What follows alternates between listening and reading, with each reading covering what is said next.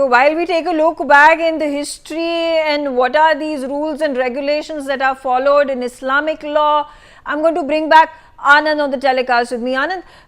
give us more information about Justice Vishwanathan, who has spoken about, putting out counter arguments to the arguments that have been put forth by counsel Sybil, and more importantly, how the CJI has spoken that ancient monuments are going to be protected from the Waqf Amendment Act, which includes the monumental Jama Masjid monument. How is that going to impact the ruling that is likely to be pronounced by the Supreme Court today or later in the coming days?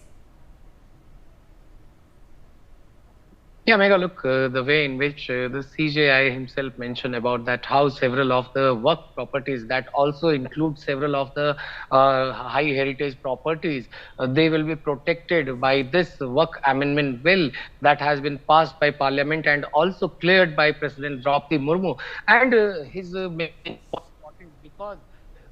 in the work properties, there are several of the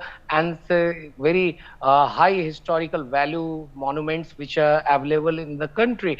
And we have seen that how several of the work properties are not properly maintained. So this is where the CJI has stressed, and he said,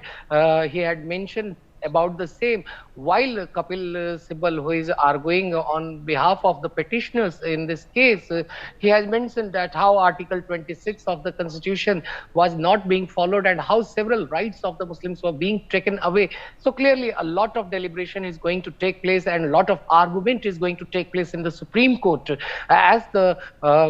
CJI is going to listen to all the arguments, and he will be also making some remarks, and he will be taking into consideration several of the arguments that Sibal will be giving. So we are expecting that in the coming days, as there are a lot of other petitioners also which the Supreme Court will be hearing in this work amendment bill that has been challenged in the Supreme Court, because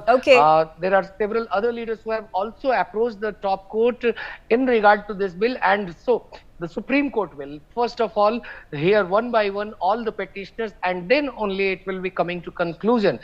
Back to you, Megha.